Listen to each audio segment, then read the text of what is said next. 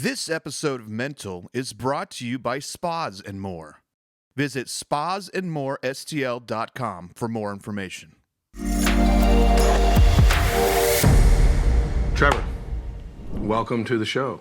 Thank you so much for joining me today. Thank you so much. I'm glad to be here. Yeah. Before we get started, can you tell everyone out there that doesn't know already who you are, Okay. your title, and then we'll get into your background and journey, but who you are and what you do. Yeah. My name is Trevor Barnes Jr. And my title is I'm a pastor, local pastor here in St. Louis.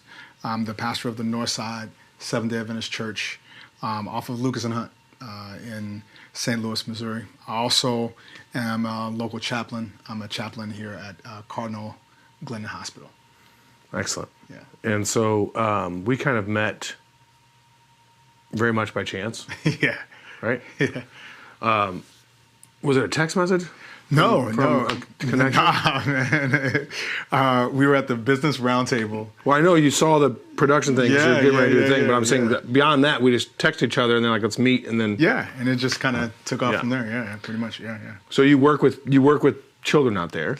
I work with youth. So Cardinal Glennon happens to be a children's hospital. Right. And so I work with children and youth in pretty much North City, North County. Yeah. Yeah.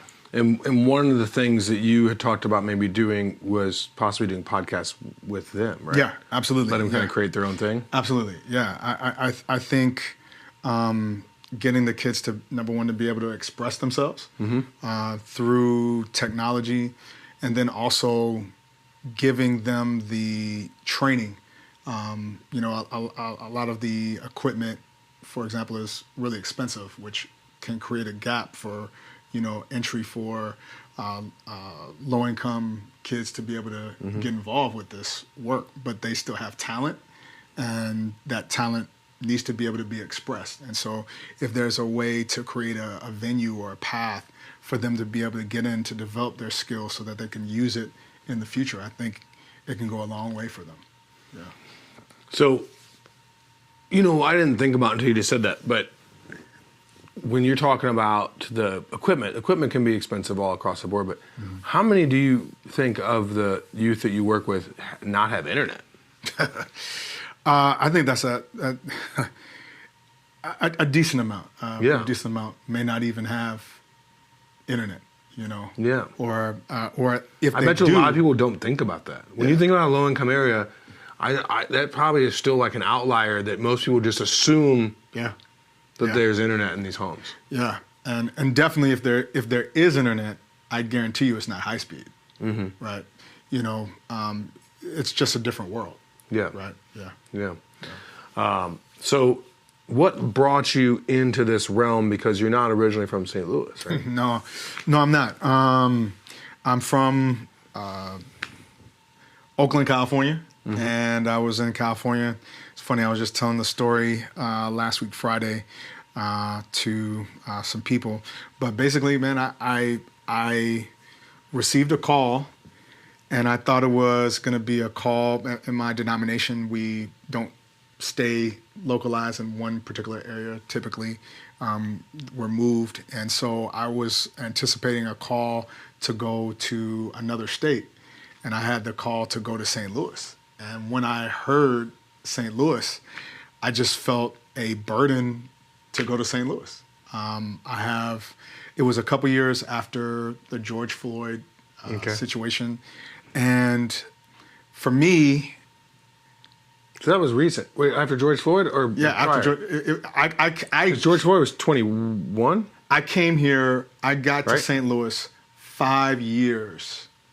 It was in 2019, so it was in 2019. Yeah. Okay. So I got here 5 years to the weekend of the anniversary of not George Floyd, Michael Brown. Michael Brown. That's what I was thinking. Yeah, it was Michael Brown. Michael Yes. Brown. Yeah, Michael Brown. Because I was going to say Yeah. that was kind of onset to Yeah.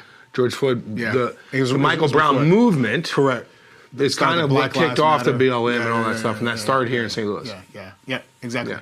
So it's 5 years to the day for Michael Brown. Got it. Yeah, And so I just felt like a burden to come. There's some people, who run away from the challenges and problems, but I wanted to come. I wanted to see what I could do to help. I'm not saying I'm a Superman or anything like that. No. But I just felt like a real burden to try to invest in the area and to try to give my best to help this community. I think another part to it also is my mom was born in East St. Louis. Oh, okay, yeah. So I've always come to St. Louis. St. Louis has nice. always had a place in my heart. Yeah. And So you had family here? Oh, absolutely. I still have family here. Okay. But they're on the majority of my family's on the other side of the river in Illinois. But, Okay. It's the whole metro region, Yeah. Yeah. East St. Louis is St. Louis. Exactly. Yeah. Because it's not close to anything else over there. Yeah. So, I think that's why it probably happened. Or because the Mississippi split. Actually, that's something that if you know why East St. Louis is still called St. Louis, put that in the comments. I think at one point in my life I knew why, and I don't remember what. I don't, but one of the weird things about out here is that a lot of the states have similar names. Like there's a Centralia, Illinois, Centralia, Missouri. Oh yeah. There's O'Fallon. O'Fallon. Yeah. I don't know. It's just kind of, I don't know. I think that there's probably more common than either one of you and I think, or just the general population thinks. Could be. Because like every state has a Springfield, right? Really? I'm almost sure of it. I've never heard of Springfield, California. I mean, it might be out there. I'd have to Google it. But there's a Sparrowfoot, Missouri. Sparrowfoot? That I didn't know about until like, I don't know, 7 years ago. Are you serious? Yeah. I'd have to. I also have a I wanna look T-shirt at it. from Kentucky that says Paducah, Kentucky. Oh, yeah. Halfway between Possum Trot and Monkey's Eyebrow. Those are also two towns. And they're the people. Yeah. Monkey what? Monkey's Eyebrow and Possum Trot. Monkey eyebrow? Yeah, and Possum Trot. Is that Kentucky or is that another? It's in state? Kentucky, I guess. It's in Kentucky. Wow. Yeah, I go through Paducah all the time. My sister lives in Alabama, so okay. I'm going down through Paducah all the time. The area I grew up in Tennessee was just outside of Paris, Tennessee. Okay. So we would go to like Murray Oh, okay. to go to the movies or anything. But Paducah had a mall, Okay. or still has a mall, maybe. Yeah. Paducah has a mall, so that Paducah, Kentucky was closer to us than like Nashville or Memphis or anything like that in Tennessee. Okay. All right. So growing up, we would go over there to Paducah. It looks like a beautiful area. I mean, it's. I'm sure it's got lovely. many. It has every time I drive through, I always see the signs for all of the lakes and rivers that are over in that area. So. Wilderness is the key to that, and I always thought it was a funny name too, Paducah. Yeah. Like it just sounds funny. And then there's another one that I drive through going down south a lot. Kabul. Kabul. Is that in Kabul, Kentucky? Illinois? Illinois? Is it? Maybe it's in Missouri. It's CABOLO. Gosh, OOL. Okay. CABOOL. Okay. And it just reminds me of there was a character on Mortal Kombat named Cabal. Okay. Yeah. So whenever I remember. drive through, I'm always like Kabul. Yeah. I don't know. Who's your favorite character? Wait, Mortal Kombat? Yeah. We were talking about the original Yeah. Sega Genesis. Yeah. Before they had all the extra. Well, my favorite character was Sub-Zero. Okay. But my favorite character to fight with was Liu Kang. Oh, okay. Yeah. Scorpion, man. Scorpion? Oh yeah. Oh, they would have been good rivals because Sub-Zero and Scorpion. Yeah. They were. Yeah.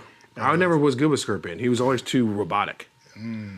Like for my movements. Okay. I'm more of a fluid guy. That's why Sub-Zero spoke to me. Okay. Yeah. I hear you. Maybe I'll have to bring that out. I have my Sega Genesis still. You do? I still have an Atari, a Sega Genesis. Oh my goodness. And a Super NES. I couldn't tell you where my Sega is. It might be in my parents' house somewhere. I think I only have like 3 games left for it, though. I have Clay Fighters. Okay. I don't remember that game. You know, It was a real obscure fighting game. let me tell you what I was thinking about the other day. Yeah. Duck Hunt. Oh, yeah. Do you remember that? On regular. Yeah, on NES. Nintendo. Yeah. Yeah. It's weird because I feel like that laser within that gun worked better than like when you go to arcade nowadays. Like I felt like that was pretty accurate. Yeah. Maybe because it was like a scatter shot or whatever the case was. That Super NES or the regular NES gun, the Nintendo gun, was probably the most accurate take-home gun to date. Wow. I haven't played the video games in like Forever? forever. But you're working with these kids, they don't want to play video games? Well, no, not that what I'm saying, I haven't played Like sat down and played? No. I played video games. Like I was playing Spider-Man with my son and his friend yesterday, but like a shooter game. Oh, like okay, at an arcade. I haven't done that. I'm still GoldenEye, I say, is still hands down the best first-person shooter game ever made. Okay. Did you ever, we're the same age, aren't we? About the same way. You know, you might have me by a couple years, but no, it's just. Probably so, because of the gray mustache. You're in your 30s? No, I'm in my 40s, man. Oh, well, then we're the same age. Yeah, we are, dude. I'm just messing with you. But GoldenEye was how we decided, like, the alpha. Like, after Mortal Kombat, it was GoldenEye. That's like who decides, like, who makes the rules. Yeah. Like, oh, I got you in GoldenEye. And then there's always, like, one kid in every group that wants to be odd job all the time. Gotcha. Cheaters. Yeah. But back to the youth. Yeah. I digress. So you're working with the youth. Mm-hmm. Did you go to school to do that originally when you were going to theology school? Man, it's just interesting how it kind of has all worked out. So that was not my focus originally, but when I finished school, I ended up just through some doors opening, ended up being a chaplain. I didn't have a call to pastor a church. And so I was just searching for what way God was leading in my life. And I ended up being a chaplain at an inner city school in Atlanta. Okay. Right. And I ended up just doing mentoring, counseling, kids, just trying to help invest in their lives and give them support. And from there, I ended up being a chaplain at a youth detention facility when I moved back to California, and being a youth pastor. So, you know, it's just, and I did youth ministry. I mean, just so kind of throughout my life, it's just kind of been a part of what I've done. Even, you know, right now as being a senior pastor or solo pastor, you know, I still find myself spending a lot of time with my young people because I have, you know, at this point, kids that are, you know, teen age, and, you know, the life of a church to me is tied to our young people, how we treat them. Well, now we'll keep it going, right? Yeah. Like, if you don't have it, your church is dead. Yeah. You know? Yeah. And congregation is a huge part of any church and continuing church. In the area you're in now in St. Louis, anyone who's familiar with that area knows I don't think I'm exaggerating when I say on average, because some of them are even closer together, on average, if you go down Hallsbury, especially from like 270 to 367, it's got to be, especially that first part, it's got to be every 100 yards as a church. Man, I think I passed, to get to my church, I think I might pass 13 to 17 churches. Yeah. Just to get to my church. And they're not all like different denominations either. No, they're well, yeah. I think there's a lot more Baptists. When I was growing up in North County, there was a lot more Catholic churches. Yeah, the Catholics are moving more West County, but you probably got a couple Baptist churches, you know, same denomination is what I'm saying, and you know, you got independent Pentecostals, but they're Pentecostals, you know? Or non-denominational. Yeah, you got. When we were growing up, I don't ever remember hearing about non-denominational churches. It's that's a new thing, right? The late '60s. It's okay. You know, been a growing phenomena. You know. Yeah. But you know, you're right. There are a lot of churches in that area. Well, so it's unbelievable. And that brings me to the next point. You might have some insight on this that I've been curious about for years. Is that I often find that in impoverished areas. Or low-income areas, low education areas, the secular part, when people talk about systematic things, one thing I've seen to be true is that the lower the median income of an area is, the more churches. The higher the median income is, the fewer churches and the more banks. And it oftentimes helps me put my mind in a space that has an understanding of, you know, faith doesn't need a monetary value. Faith doesn't require you to pay into any certain thing or for you to be a certain person. I can be faithful to God no matter what my social status is in life. Sure. And I can count on God no matter what my social status is in life. Sure. But what I found, again, just my personal experience and not with everybody, I'm not painting with a broad brush. When you have, sometimes in the other circles of things, there's a median too, because I find that I'm surrounded now by many, many good people who are of faith and they are well off. But there's this medium part where all these banks are and all these things exist, where you get to a certain place, and I think that there's a lack of gratitude or understanding of how or why you're in that place and position. And so there's sometimes less tendency to worship or go to church. When you're down and out, like there's some song, I want to say it's by Regina Spektor, and it's called God Can Be Funny. Okay. All right. Right? And it talks about how, she says in their lyrics, no one's laughing at God in a hospital. No one's laughing at God in a war. But at a party, at a cocktail party, after a few drinks, God can be funny. So when you're proclaiming That's deep. your faith, it really is, right? When you're proclaiming your faith or talking about it amongst people who may not share that faith, sometimes it's not received well. Yeah.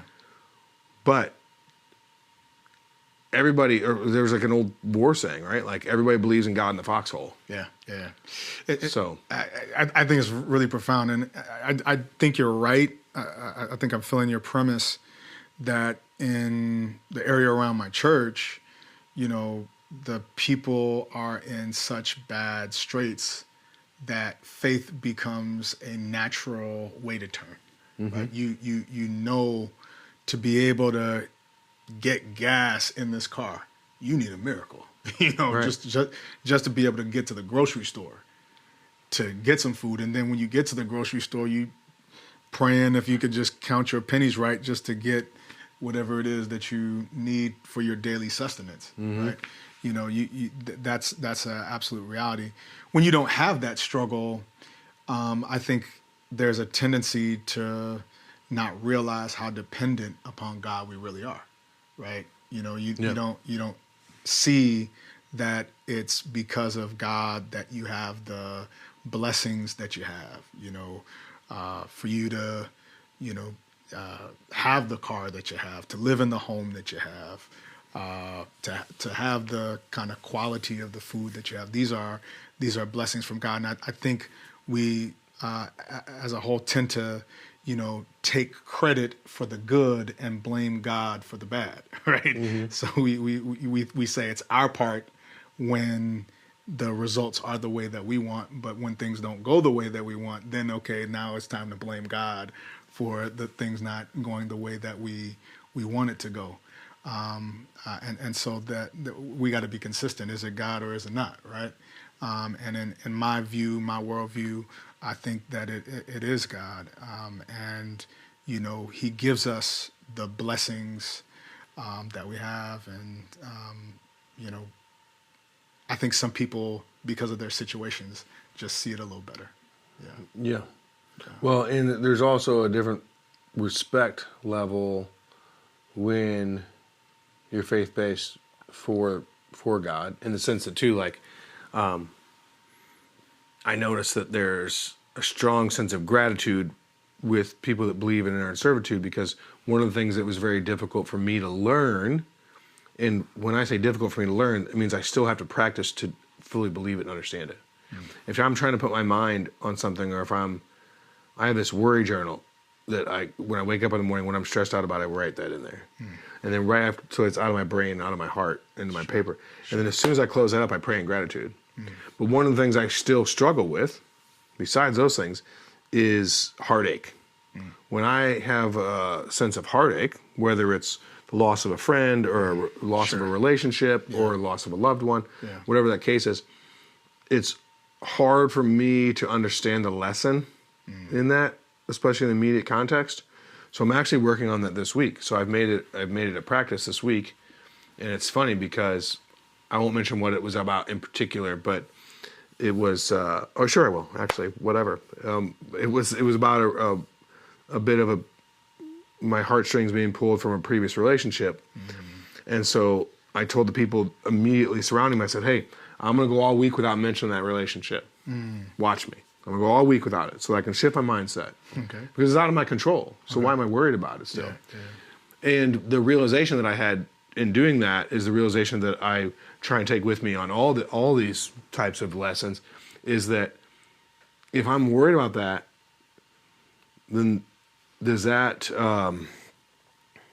it's not a showing of faith, right? Because God says that let me do the worrying. So for me to worry about things that are out of my control, when I start to worry about those things, or when I start to think about that relationship, I pray instead. What's that do for you? It releases that anguish. It's good. Because I pray in knowing that, God, I believe in you. I trust that your plan is what I need. And while my plan may be what I want, you know better what I need. Sure. And I just spoke to those young men a couple weeks back, and I told them, I said, the biggest pivotal point in my life was when I realized that my plan has nothing to do with the way my life unfolds. It's about God's plan. Yeah. And when you can let go and keep your eyes on him, then when you're walking your purpose, you got to do the work every day, right? Yeah. But when you're walking your purpose, things fall into line, and it almost You seems took the word I was about to let's go there. crazy, right? Yeah. To me, what you're saying, and my experience, Yeah. has been trusting in God frees you. Like you don't have the anxiety. Yeah. You know, Yeah. Paul says in Philippians, don't be anxious for anything, but, with prayer and supplication, let your request be made known to God. And for me, my experience has been very similar to yours, that when I do that, I find that I am relaxed, I'm not stressed out, I'm not losing sleep, I'm at peace. When I give these things over to God, I just tend to be at peace. And to me, that's just a better way to live. Yeah. Rather than trying to control things that I can't control. And maybe that's the issue, is that we're trying to be control freaks. Well, that's our ego, right? Could be, yeah. And I think it's also, frankly, not realizing our position. What I mean by that is we're trying to put ourselves in the place of God. There's certain things that are just out of our Take control. control of things that we don't have any place to control. Exactly. That's putting our place that's taking God's place. How much do you see that in the youth you deal with? Wow. Because I grew up as a young man. I don't know if you know that. Yeah. I'm sure you did too. So I've been there. Yeah, and I don't know that I've ever met a stronger ego, which is really just a shield to cover up all the things I never dealt with. But talk about ego, man, alive. I don't know that I'd invite my younger self into a party to be with my older self. Yeah. I'm like, you probably need to stay outside for a while. Yeah. Go humble up and then come in. Yeah. So when you're dealing with these, especially young men, how do you talk to them about that? Or how does that come up? I just, to be honest, man, I tend to be pretty blunt. Yeah. You have to say things at the right time. Sure. Every Blunt doesn't have to be word. mean. Pardon me? Blunt doesn't have to be mean. Yeah. And I work with young men too. So oftentimes that's how they're talking to each other. You got to come to them. Yeah. Like they're going to respect you more. Yeah. You have to be real with them. Yeah. You have to be honest.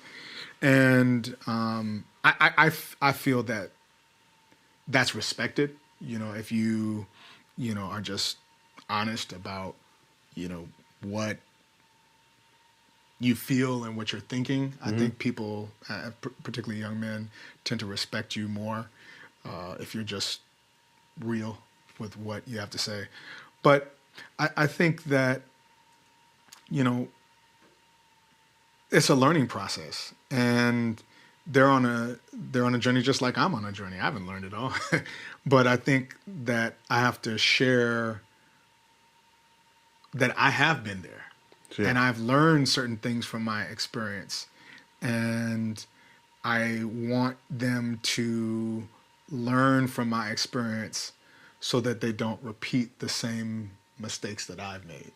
And so I like to share those experiences, those thoughts, and then I pretty much have to leave it in their court as to what they're going to do, because all you could do is share the information, and then people have to do what they're going to do with the information that you give them. And my dad, it's crazy, I'm quoting him, but my dad used to say, a word to the wise is sufficient. And that's what it's got to be. You could say it, and then if you're willing to be wise, you'll listen to it, you'll gain something for it. One of my good friends used to say. Does that also pertain to like not burdening ourselves with what they do with that information? Sure. Because as an empathetic person, one of my biggest, we'll call it a flaw, one of the lessons I had to learn was not all advice that I give is going to be taken. Sure. Especially as a father. Sure. Right? Yeah, absolutely. Yeah, I think we have to allow people the grace to make their own choices and make their own mistakes. To me, that's the biggest thing about God. That for me, God allows us to learn. Like, He's given us freedom of our wills, so that we can make whatever choice that we want to make. I don't believe God is the type of God who micromanages us and just doesn't allow us to have freedom. The God that I serve says, "Hey, I've given you a garden. Y'all can just go and enjoy yourself." And unfortunately, bad decisions were made, but but here's the reason why I think God does that, because that's the way we learn. Right? It's one thing, a lot of people can read a book and learn, but there's another thing to actually experience it. Yeah. Right? And I think for many people, going through life and experiencing things is the greatest teacher, And so we have to allow our young people to experience and give them the grace, and then just be there for them, right? Hey, whatever happens, no matter which decision you make, I got your back. And I think if you do that, then they'll know they have support, and they'll have the freedom to, like in the story of the prodigal son, he knows he can come back home. We have to allow our young people to make their decisions and know that there's still a safe place for them, that they're still going to be accepted, they're still going to be loved, they're still going to be supported when they come back home. So what was it when you extended that out from, because it sounds like your path has been two things, unless I'm misunderstanding the chaplain aspect versus the youth pastor aspect, right? And so what was that tie-in? Where was it? Where did you take, because now you oversee several things within the youth portion, correct? Yeah. Where was the tie-in, or where was that turn in the river that led you to, I guess, be more involved with the youth? Yeah. So let me just correct one thing. Because Cardinal Glennon is a children's hospital, I still consider that involved with children and youth. Okay.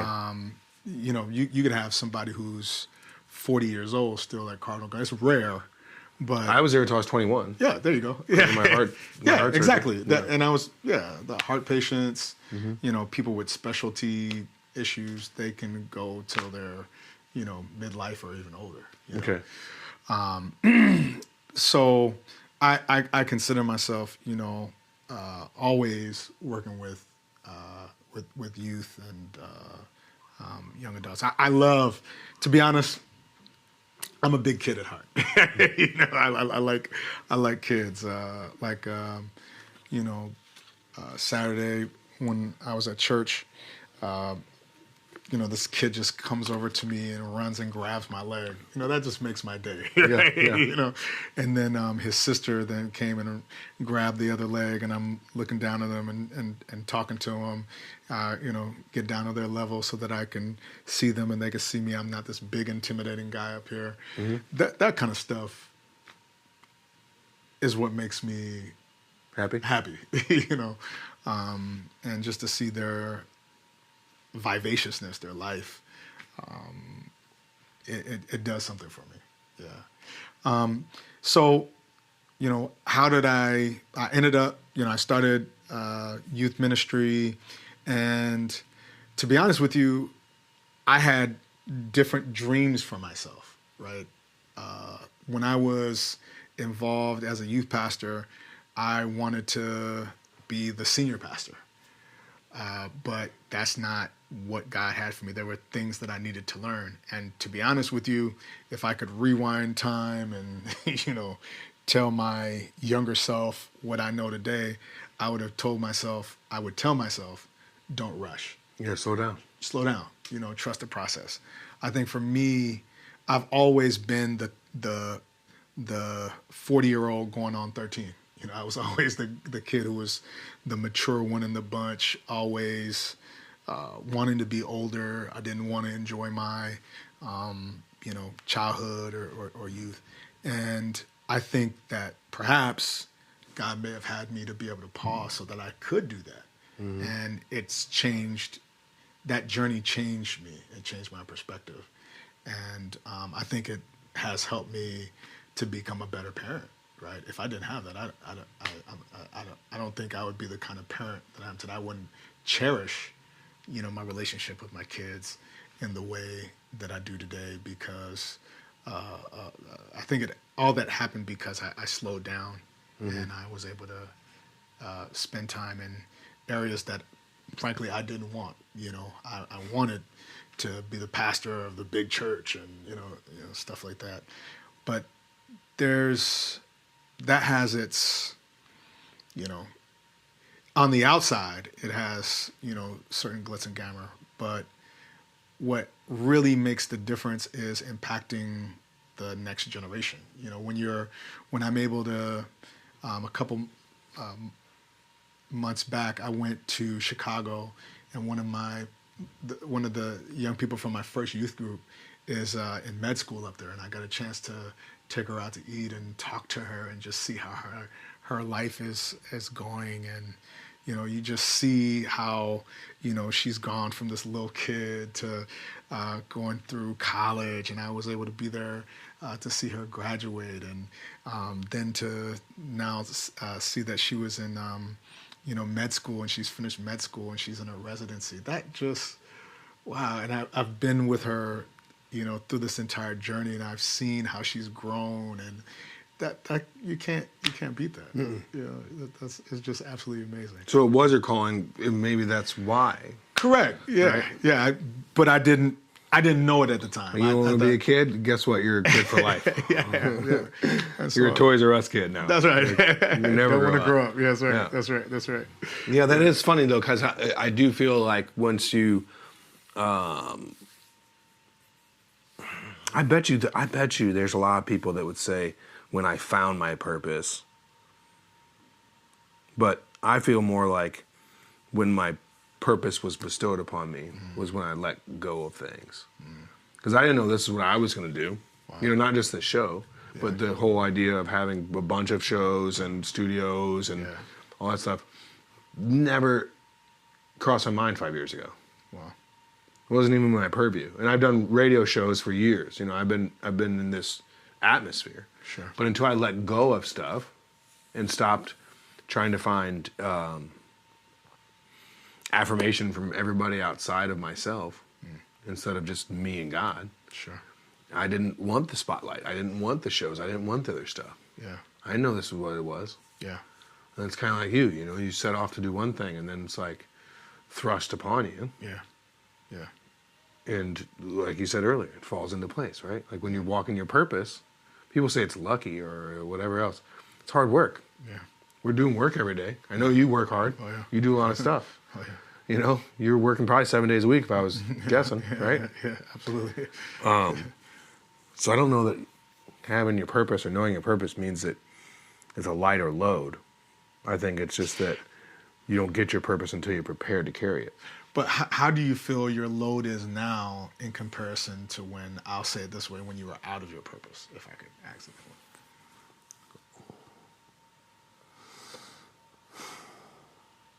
way? I'd say it's different. It's different because when I was outside of my purpose, no matter what I did, it felt like a struggle. So if I had to create an analogy, I would say that when I wasn't walking my purpose, I had a heavy bag of rocks that I had to drag behind me. Okay. And I had to drag that bag of rocks. Yeah. And it was a lot of hard work. Yeah. But what happened was that when I found my purpose, I was able to scoop that bag of rocks up on my back and carry it more smoothly. Sure. Because everything leading up to my purpose didn't make my life easier. It made me stronger. Sure. And, it's said that you won't walk through certain doors until you're ready. Yeah. And I think that's what, for me at this point in my life, that's what I believe it to mean to find your purpose, is to not have your burdens and your weights lifted, but to have found the strength to carry them more easily. It's profound. Yeah. Yeah. That's the first time I really thought about it like that. Well, good. That's good to think about it. But, I like that analogy that you gave of carrying the rocks on your back, right? To me, that sounds like it's like you're exerting energy that could be used in other areas, and it almost is like a drag on you. But there's a sense of a freedom and delight when you are doing something that you feel or that you should be doing, right? I know for me, like, the workload has not actually decreased. It's actually increased. Yeah. Almost exponentially. Right. But I like what I'm doing, Yeah. And to actually embrace, like, hey, you know what? I'm actually cool with doing this. Like, I don't have to, I'm not a huge mega church or anything like that. I don't have to be, I'm just cool right where I'm at. And I feel comfortable in this space. And to me, that's freeing. To be able to do that, because you're not like on this endless rat race of trying to chase to go over here or try to do something else or be something else. I like the language you used earlier of trying to please people or seek the affirmation of other people. Yeah. I feel that. I agree. And I think that comes with just understanding who you are and being comfortable with that, right? Because I think sometimes we may understand who we are and what we're called to do, but we're trying to be somebody else, and we're trying to act like somebody else. And I think we feel better when we actually just become who God has made us to be. Who we're supposed to be. Yeah. Instead of trying to force it. Exactly. Yeah. I agree. Yeah. So, yeah. Well, I think they're tearing the building apart next door, apparently.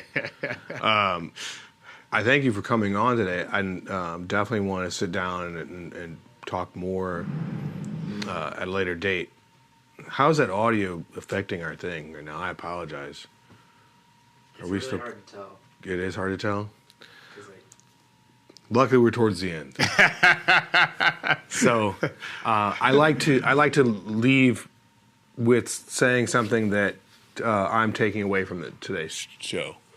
And I think what I'm taking away from today is that as much as we may want to have a plan, sometimes even the oldest of us at a young age, as you self-proclaimed, 13 going on 40, don't know their purpose until they're inside of it. Sure. And that, to me, is a really positive message to a lot of young people, men and women, that may not have a plan yet. And sometimes are discouraged by that. So I appreciate that. And then That's good. I like to ask if there was a mantra or a saying, something that kept you going, what would that be throughout all these years? For me, is a lot of times for me, I would get depressed by the mistakes that I've made, right? Guilt? Yeah, guilt. Yeah, that definitely a feeling of guilt or shame. And one thing that I've always put in my mind is words of the Apostle Paul. Forget those things which are behind. In other words, don't be trapped by the things that you've done in the past or the things that you might be ashamed of. Press forward to what's ahead. And to press towards the mark, the direction that God has called you to go, of the high calling in Christ Jesus. For me, that's inspirational because I, at times, have been stuck or have felt stuck. And it has helped me to become free and to be able to move forward with purpose and passion, and it's helped me a lot. So I just would say that to whoever's watching, don't feel bound to that guilt or shame or whatever it is that might have you feeling bound or stuck or whatever it might be. Press forward. You have a future. You're not bound by what has happened in the past or what may have happened to you, what you did or what somebody did to you. You don't have to be stuck in that situation. You can move forward. There's power that's within you, power from above to be able to help you. Yeah. I love that.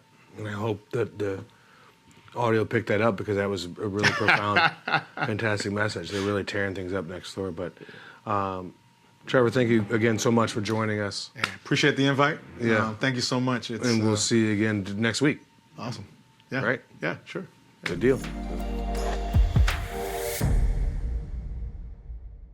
This episode of Mental is brought to you by Spas and More. Visit spasandmorestl.com for more information.